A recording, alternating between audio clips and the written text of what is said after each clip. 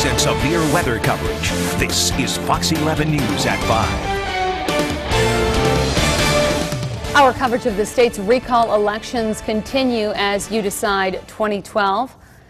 Now you have about 2.5 hours to vote. If you have not voted yet, the polls are open until 8 o'clock tonight in the governor's recall race. Today, the candidates have been making their last-minute appeals to all the voters. Yeah, historic election, first time ever in Wisconsin. Fox 11's Kelly Schlicht is here now with more on about what Walker and Barrett were doing on this election day. Kelly? Tom and Michelle Walker and Barrett haven't slowed their efforts at all today. Both men said they were doing all they could to get people to come out to the polls. As they have for the past few months, Scott Walker and Tom Barrett brought their campaigns across the state down to the wire this election day. I feel cautiously optimistic. I mean, for me, I don't take anything for granted. I'm fighting for every vote out there. The big thing now, obviously, is turnout. And what we're seeing around the state are huge voter turnouts. So we're very pleased. Walker appeared at Ace Marine in Green Bay. He later traveled to Tomcore Industries in Wausau. He touted his economic record while shaking hands and asking for workers' votes. I think one of the best things is focusing in on jobs.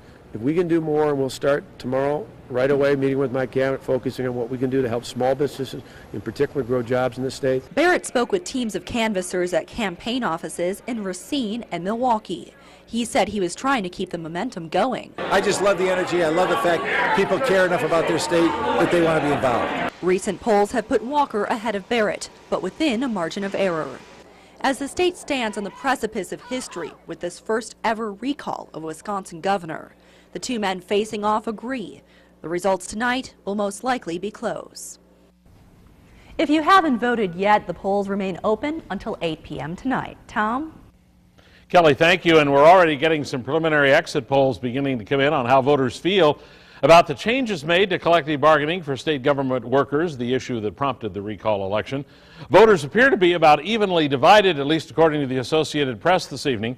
About half of the voters say that they approved of the changes, while half are saying they disapprove of the changes. The vast majority of voters, however, think recall elections should be allowed, but in some limited cases. Most feel they are appropriate only in the cases of official misconduct. Fox 11's Mark Leland will have more on the exit polling tonight as we continue our coverage on Fox 11 News at 9.